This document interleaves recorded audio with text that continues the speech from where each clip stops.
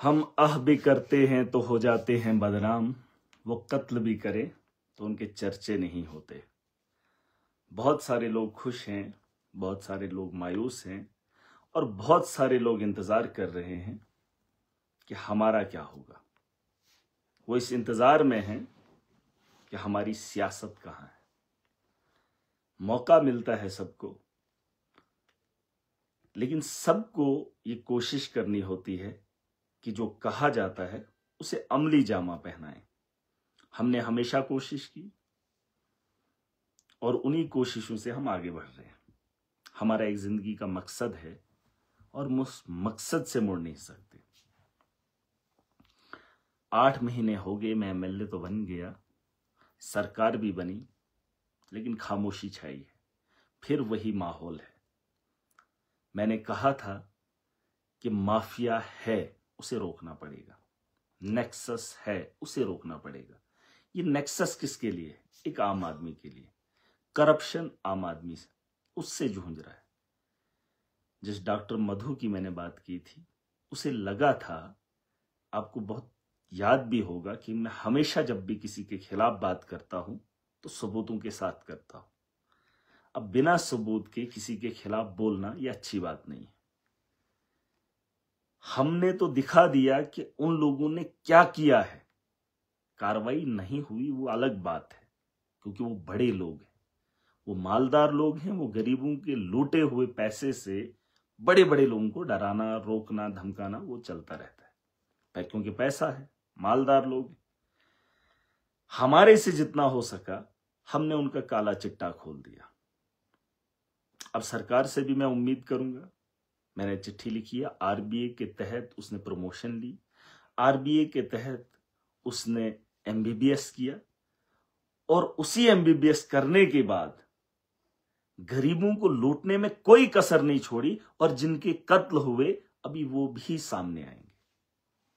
ऐसा नहीं है कि हम किसी को झूठा इल्जाम लगाएंगे, हमें किसी से नफरत है, नहीं। क्योंकि जब मेरा गरीब हॉस्टल के अंदर जाता है तो उसके पहनावे से उसका इलाज होता है, उसे पूछा नहीं जाता है। ये जरूरी नहीं है कि मेरे घर का है, मेरे गांव का है, मेरे इलाके का है, मेरी कॉन्स्टिट्यूंसी का, नहीं। क्योंकि जब मैं वहां पर लेटे हुए पड़े हुए लोगों को देखता हूं और चलते फिरते उन लोगों को पसीने से लथपथ देखता हूं तो बिना मतलब के उन्हें घुमाया जाता है।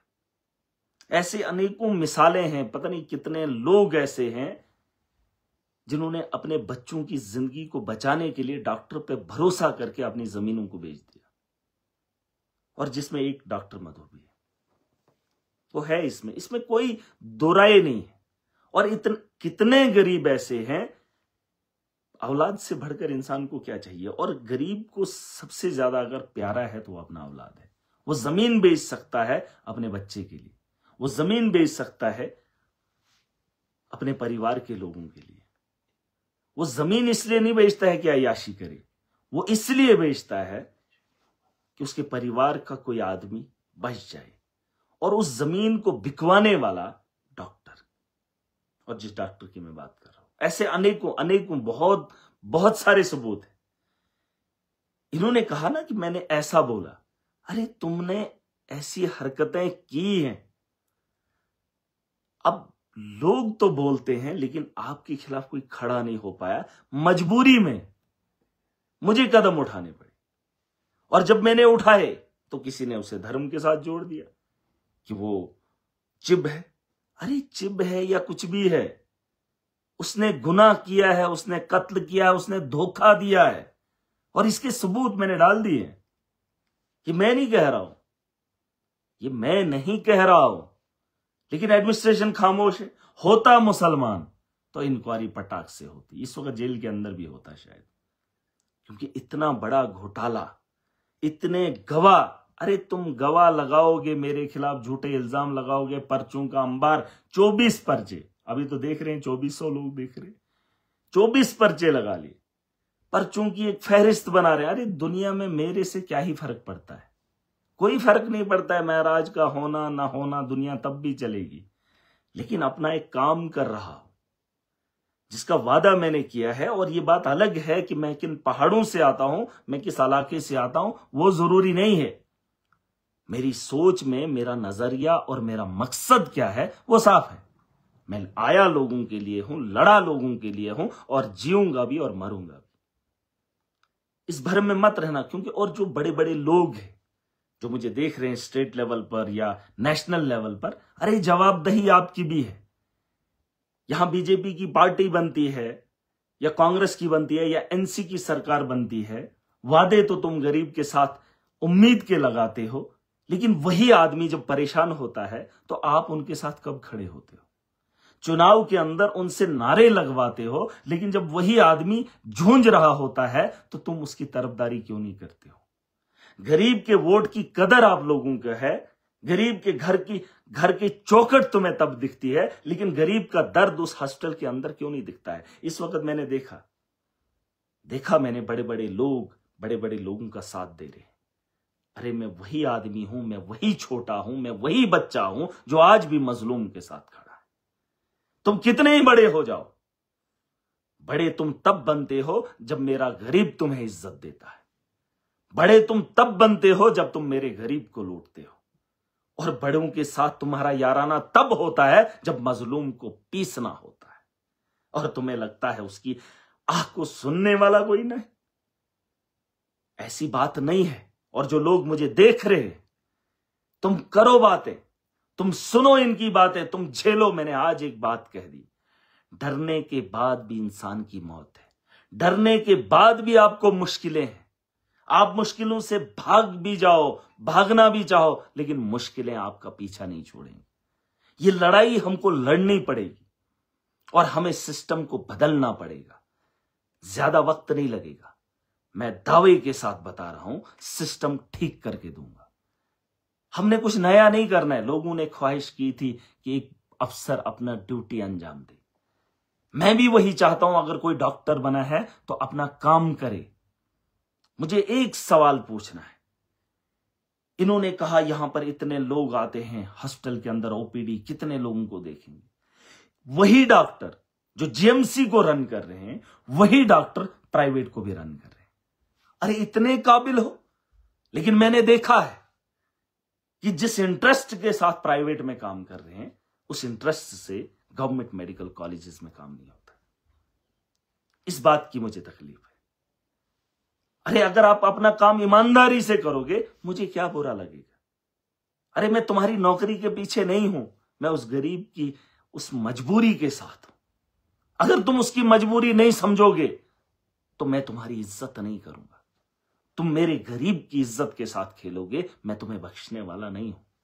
तुम इस भ्रम में मत रहना तुम्हारे पास कितना पैसा है, वो मेरे लिए मायने नहीं रखता।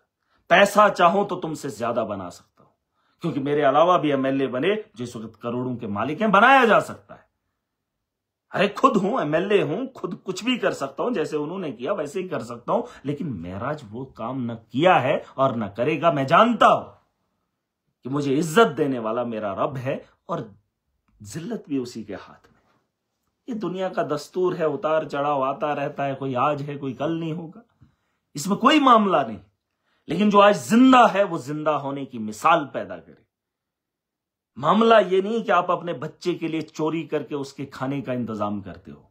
मामला ये है कि आप दूसरे मजलूम के साथ खड़े होने की हिम्मत भी करते हो, उसके घर की भी फिक्र करते हो। असली इंसानियत वही है। अरे तुम्हारे परिवार में जना वो तुम्हारी मर्जी का बच्चा नहीं है। दूसरे का बच्चा भी बच्चा है, दूसरे का दर्द भी दर्द है। और अगर आप उसके दर्द को नहीं समझोगे तो महराज आपको नहीं समझेगा। और जब मैं किसी की मुखालफत करता हूं, जब मैं किसी को इल्जाम लगाता हूं, यह बात समझ लेना कि सबूत होंगे। अगर मैं बोलूं भी ना, इस भ्रम में मत रहना कि मैं कुछ लोगों के सिर्फ नाम लेता हूं। अगर मैं उसका वो टिप्पड़ा नहीं निकालता हूं तो मैं सोचता हूं वो मत समझ जाए। मेरा पता कर लेना, मेरा एक किरदार है कि मैं कभी किसी के खिलाफ कार्रवाई नहीं चाहता हूं। मैं नहीं चाहता हूं कि मेरे से किसी पे जुल्म हो।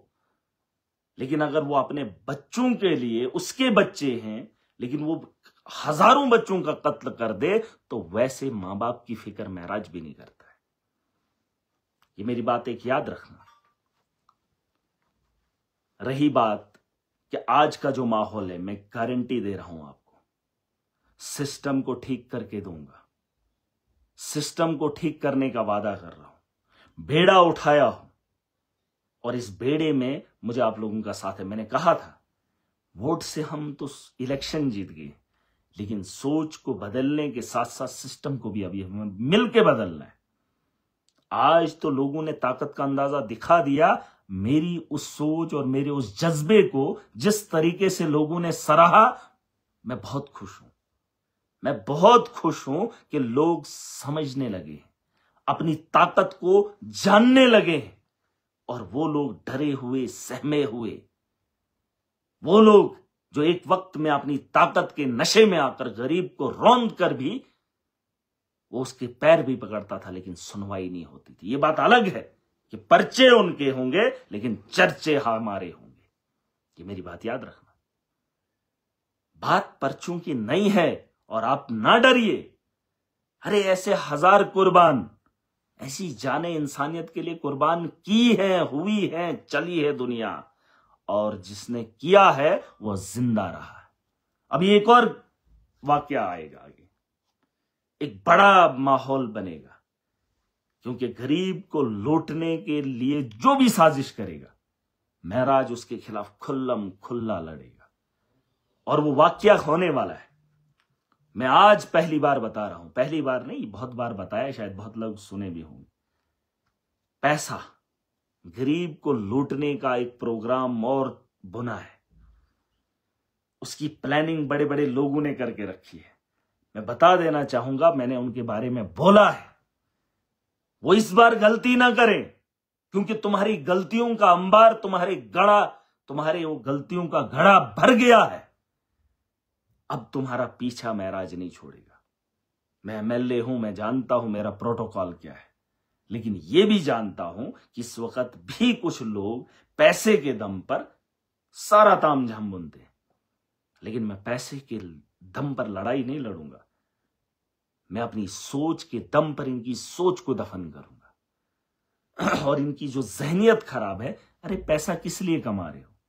एक गरीब आदमी भी पेट भरने के लिए कर रहा है, और तुम्हें इतना पैसे का शौक है जो पैसा तुम लेके ही नहीं जा पाओगे। किसको पता है, किसको इल्म है? और तुम गरीब को अगर किसी दर्द की दवा अच्छे से दे जाओगे ना, वो दुआएं देकर जाएगा। लेकिन जो भी आज आपने देख लिया, अगर आपने अच्छा किया होता तो आवाम आपके साथ खड़ी होती। मैं किसी का दुश्मन नहीं हूं। उस हॉस्पिटल के अंदर चाहे कोई भी माँ, कोई भी बहन जाती, किसी भी धर्म की, मुझे कोई परवाह नहीं, लेकिन उन लोगों का हश्र क्या होता है, उसका दर्द सीने में होता है। फिर जाके मैं उगलता हूं। पिछले दिनों एक लेडी की मौत हुई। मैं कश्मीर के दौरे पर था। जब मुझे पता चला तो उन्होंने कहा कि जब वो मर गई उसके बाद उसे जम्मू के लिए रेफर किया। और जब उसके पति ने डॉक्टर को बोला, जो वहां पर वो छोटे बच्चे थे, वो कोई मेडिकल कॉलेज के स्टूडेंट थे, और कुछ एक डॉक्टर भी थे, जब उन्होंने उससे कहा तो कहा ड्रामा कर रही है, इसको कुछ नहीं होगा, क्योंकि वो तड़प रही थी, लेकिन उसकी तड़प को इन्होंने ड्रामा बताया और उसकी मौत हो गई। और जब मर गई तब उसे रेफर जम्मू के लिए किया। अरे आपको पता होना चाहिए इस वक्त माहौल क्या है, क्या इसको हम ट्रीटमेंट दे सकते हैं कि नहीं दे सकते। और हमारे डीसी साहब ने भी कहा, उन्होंने कहा कि अगर 10 मिनट पहले मुझे बताया होता तो शायद मैं उसकी जान बचा लेता। अरे इसलिए हम फोन करें तो जान बचे, हम फोन करें तो इलाज हो। एक चीज मैं बताना चाहूंगा डॉक्टर्स को, आप किसी गरीब को हमदर्दी के साथ उठा के बिठा देना, उसके इलाज के लिए, अगर आपके पास इलाज है तो उसका इलाज वहां करवाना, लेकिन जब उसको खींचते हो ना नर्सिंग होम के लिए, तो तब तकलीफ उसको कितनी होती होगी आप अंदाजा नहीं कर सकते। और डॉक्टर मधु ने एक काम और किया है, उसने एक बच्ची के टेस्ट एक जीएमसी में किए और 1 घंटे के बाद वो उसको वो नर्सिंग होम से कराए। वो ठीक नहीं है जीएमसी वाले। अगर वो वहां पे मशीनरी ठीक नहीं है तो फिर कर क्यों रहे हो? और जीएमसी के अंदर एक आदमी उस जीएमसी को चला रहा है, एक आदमी, एक सिंगल आम आदमी चला रहा है। अगर उसके पास उतने इक्विपमेंट है, उसकी मशीनरी इतनी सही है, तो तुमने खरबों का रुपया क्यों लुटवाया है यहां पर? उसके टेस्ट जीएमसी के अच्छे नहीं है, और 1 घंटे के बाद उसे टेस्ट करवाए गए, नर्सिंग होम में, और 15,000 की पर्ची दी है वहां से। अरे तकलीफ होती है, एक गरीब अपने बच्चे के लिए अपनी जान तक लगा सकता है, और तुम उसका फायदा उठा रहे हो। उसका फायदा उठाने पे तुले, क्योंकि आपको पता है कि ये आदमी सवाल नहीं करेगा। आप इसको बोलोगे कि इसको ये प्रॉब्लम है, ये मान जाएगा। आप इसको बोलोगे इसे ये ऑपरेशन करने की जरूरत है, तो बच जाएगा, तो लोग मानेंगे। अरे इतना भरोसा करते हैं, और तुम उसके भरोसे को उसकी जमीन बिकवा देते हो। उसके पैसे लूटने के लिए आप उसको कुछ भी कहोगे। ये चीजें अच्छी नहीं है, नहीं है ये बात अच्छी। मैं चाहता हूं कि इस बार बदली करनी पड़ेगी। आप अपना काम ईमानदारी से करें। जो अच्छा होगा महराज उसे बुरा कभी नहीं कहेगा, और जिसे दुनिया बुरी कहेगी महराज उसके साथ खड़ा नहीं होगा। आज भी अगर मैं कह रहा हूं, दुनिया जानती है, दुनिया मानती है। अरे तुमने अपने क्लिनिक खोले, तुमने अपनी दवाइयों के दुकान बगल में रखे, तुमने अपने मशीनरीज वहां पर लगाई, तुम पर्चियों पे लिखते हो किस दुकान से ये दवाई मिलेगी। अरे तुम दुकान से भी कमीशन लोगे, तुम अपनी वहां पे लेबोरेटरी भी खोलोगे, तुम अपना मतलब हर कुछ। अरे कितना चाहिए? आप मेडिकल कॉलेज से भी तनख्वाह ले रहे हो 1.5, 2 लाख। अरे कैसे हैं आपके बच्चे? उन बच्चों को क्या खिलाते हो आप? उनको क्या आप जहाज खरीद के देना चाहते हो? और फिर उसके बाद इतनी मेहनत करने के बाद 10 to 4 गवर्नमेंट मेडिकल कॉलेज चलाने के बाद आप पूरी रात मेहनत करते हो प्राइवेट में। अरे करो प्रैक्टिस, मुझे गिला नहीं है, लेकिन इतना पैसा किस लिए कमा रहे हो? अगर वही चीजें ऊपर हो रही हैं, अगर वही डॉक्टर नीचे भी मेहनत करे, अगर आपको मेहनत करने का शौक है, अरे आपके पास इंफ्रास्ट्रक्चर पड़ा है, अगर आपको खिदमत करने का शौक है, 10 to 4 आप वहां करते हो तो करो। ज्यादा भी प्राइवेट करना है करो, लेकिन लूटो मत। अरे फीस का भी कोई तरीका होना चाहिए। जो बड़ा डॉक्टर बन गया 5,000, 10,000, 20,000, 500, 700, अरे इतना करना, ऐसे देखना क्या है? अरे उसकी फीस आप कितनी ले रही हो? अरे ठीक है आपके पास काबिलियत है, इसका मतलब ये नहीं है कि आप गरीब को निचोड़ने में कोई कसर नहीं छोड़ोगे। आपको सरकार ने खुली छूट दे दी है कि आपके पास कोई मतलब कोई भी नहीं है कि आपको कितना लेना है। आपकी रेट फिक्स नहीं है, जिसको मन करता है 500, मार्केट जिसकी बन गई 800, 1000, 1500, सिर्फ देखने के लिए इसको क्या बीमारी है, नब्ज के, फिर टेस्ट देखने और वो दिखाने के इतने पैसे। अरे उनका भी सोचो, जो इस वक्त झूंझ रहे हैं पढ़ने लिखने के बाद उनको नौकरी नहीं है, और तुमने स्कैम करके नौकरियां हासिल की, और वहां पर औरतों को मारा जाता है। किसी का लड़का हो जाता है तो लाओ 2500, लाओ 2500, हाँ जी बेटा हो गया, आप 2500 देने हैं। अरे मुझे शर्म आ रही है, उस गरीब की हालत क्या होती है जो इतना किलोमीटर तुम्हारे हॉस्टल में आता है, और तुम उससे क्या ख्वाहिश करते हो? मौत भी हो जाती है, तुम डरा के उसे भगा देते हो और कहते हो नहीं इसको तो मरना ही था। अरे तुम्हारी नाअहली की पता नहीं कितनी अनेकों मिसालें हैं। मैं कह रहा हूं उसको तो मैं सबक सिखा कर जाऊंगा, ऐसा मामला नहीं है। ये वक्त अलग है, लेकिन दौर अभी बदला नहीं है। ये उनके कंट्रोल में नहीं है, खुदा की खुदाई है ऊपर, और दुनिया इतनी आवाम में इकट्ठा हो। अरे किस लिए आप कर रहे हो? मैंने कहा हमारे लिए पर्चे हैं, लेकिन चर्चे भी हमारे हैं। तुम पर्चों के साथ खेलोगे, लोग देख रहे हैं चर्चे क्या हो रहे, और तुम अपने कमेंट बॉक्स में देख लेना, जब तुम बातें करते हो तो लोग तुम्हें क्या कहते हैं। और ऐसा मत बोलना मेरे पास सबूत नहीं है, मैं बिना सबूत के किसी के मुखालिफ खड़ा नहीं होता हूं। और ऐसा भी नहीं है कि बस इन्हीं दो का है। जब मैं बोलता हूं ना, मेरे पास पीछे वजह होती है। अगर वजह नहीं होती तो मुंह नहीं खोलता।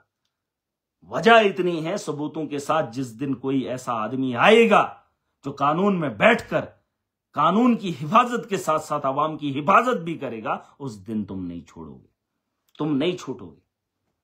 बेहतर यही है, मैंने कहा है पुरानी गलतियों को माफ किया जा सकता, लेकिन नए की कोशिश मत करो। मत इतना अहंकार रखो, मत कहो कि मैं बच्चा हूं। अगर मैं छोटा भी हूं, लेकिन हालात को तुमसे बेहतर जानता हूं, जमीन से जुड़ा हुआ हूं और एक आम आदमी के साथ जुड़ा हूं। बेहतर यही होगा कि कल मुझे बेहतर चाहिए। मुझे जीएमसी के अंदर 10 to 4 डॉक्टर्स की तैनाती चाहिए। मशीनरी जितनी भी है वो इंस्टॉल होनी चाहिए, और उन मशीनों से मेरी आवाम को फायदा भी होना चाहिए। और ये मैं चाहता हूं। और अगर आप डॉक्टर हो, आप भी चाहते हो तो करो। मैंने एनआरएचएम का नाम लिया, बहुत सारे एनआरएचएम के डॉक्टर मैंने देखे, मैं तारीफ नहीं कर रहा हूं, हकीकत बोल रहा हूं। एक बैंक का मुलाजिम और दूसरा एनएचएम। ये लोग छोटे से पैसे पे आप ही की तर्ज पे काम करते हैं। इनको ठप्पा नहीं, लेकिन काम आपसे बेहतर करते और ड्यूटी भी करते।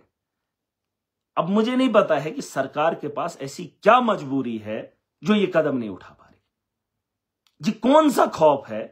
अरे आप सारे लोगों की जिंदगी नहीं बचा सकते हो, बचाने वाली जात अल्लाह की है। बस एक भरोसा है, उस भरोसे पे इतना आप नेक्सस चलाओगे, इस बात की मुझे उम्मीद नहीं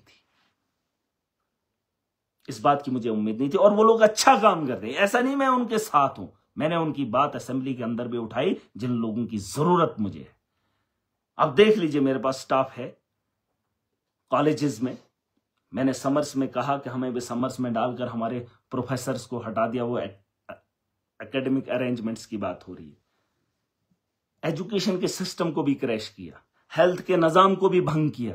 अरे उन बच्चों को जिनके पास डिग्रियां हैं, जो पीएचडी एमफिल कर करके डिग्रियां ले लेके एक छोटी सी नौकरी मिली थी, उसको भी दोबारा से भर्ती करने के लिए दोबारा से फार्म लगाने हैं, फिर वेरिफिकेशन होगी, फिर अगली बार जो 6 महीने के लिए जो उसको अप्रोच करेंगे, 3 महीने के लिए रोजगार मिलेगा। आप खुशकिस्मत हो, आप गवर्नमेंट के डॉक्टर बन गए हो।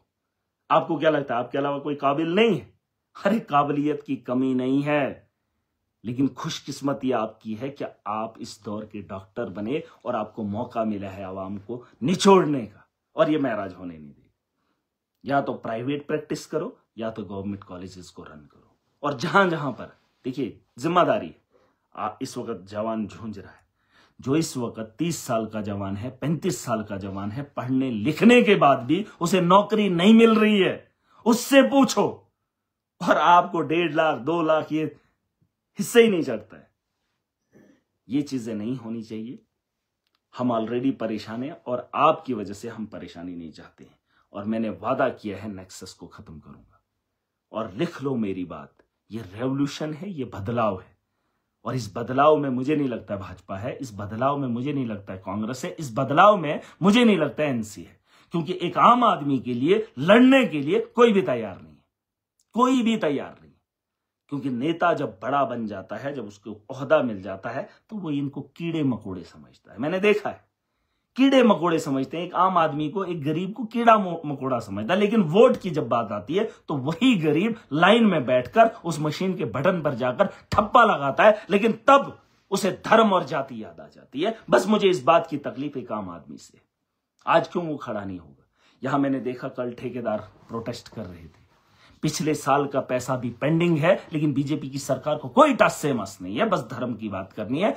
ठेकेदार वो लोग जिन्होंने काम किया, जमीन पर काम किया, लेकिन पैसा नहीं है। जम्मू कश्मीर की स्टेट है, लेकिन 5 महीने खत्म हो जाते हैं, अभी तक पैसा स्टेट के लिए नहीं आया।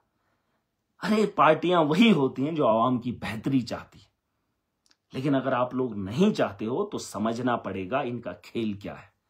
अरे तुम्हारी मुश्किलों में भी तो खड़े हो सकते थे। चुनाव खत्म हो गए, सरकारें बन गई, नेता बन गए, अब तो सिस्टम रन करना चाहिए, अब तो करप्शन रुक जानी चाहिए, अब तो गरीब के साथ इंसाफ होना चाहिए। लेकिन ये कब तक राजनीति होगी? हमेशा राजनीति, हमेशा राजनीति, हम उसके साथ हैं, हम उसके साथ हैं। अरे अपने साथ कब रहोगे? तुम्हारी फिक्र कौन करेगा? बस वो मैं चाहता हूं और उसके लिए मैं आगे बढ़ रहा हूं। और मुझे पूरी उम्मीद है आज का जो भी नौजवान है, वो जो आने वाले कल में मुश्किलें देखेगा, मैं चाहता हूं उस मुश्किलों से लड़ने के लिए भी उसे खड़ा होना पड़ेगा। और मुझे पूरी उम्मीद है मुझे, आज का नौजवान मुझे देख रहा है और वो सुन रहा है। हम पैसा कमाकर इन चीजों पर अगर लगा रहे हैं, कुछ लोगों को पालने पोसने का काम कर रहे हैं, तो हम ये काम नहीं होने देंगे, हम रिलीफ देंगे। मैंने कहा था ये जो अड्डे का माफिया था, मैंने उसे खत्म किया। जब मैं बचपन में जम्मू जाता था तो बटोत के अंदर गाड़ी को रोककर ड्राइवर को गाली देकर उससे पैसा वसूली की जाती थी। हमने एक जंग छेड़ी थी। मैंने कहा था इस माफिया को रोकेंगे, एक एक करके पूरे सिस्टम को सिस्टम में लाएंगे। जो मकसद है, जिस मकसद से मुल्क बना है, उस मकसद पे इसको उतारेंगे। और जो मजलूम है उसे इंसाफ दिलाएंगे, जिसका ये ख्वाहिशमंद था मुल्क और जिसके लिए लोगों ने कुर्बानियां दी। और जिसके लिए सरकारें चुनी जाती हैं। मैं चाहता हूं कि एक आम आदमी जाग जाए, और मैं ये नहीं चाहता हूं कि मैं बन गया। मेरे लिए बनने का सपना मेरे मजलूम ने देखा था, और मजलूम को उठते हुए वो सपना महराज ने देखा है, और उसको जमीन से उठाने का काम, उसको हिम्मत देने का काम महराज करेगा, और उसके हक की लड़ाई महराज अब लड़ेगा। अब मेरी जिम्मेदारी है। उन्होंने अपना फर्ज निभाया, अब मैं अपना कर्ज उतार रहा हूं, और इस कर्ज को उतारने में मुझे कितनी मुश्किलें आई, महराज लड़ेगा, महराज खड़ा रहेगा। ये सुन लेना, और ये कोई पागलपन नहीं है, ये एहसास है, और अपने एहसास को समझता हूं, अपने दी हुई ताकत का इस्तेमाल करना चाहता हूं, और बेहतर मुस्तकबिल बनाने का ख्वाहिशमंद।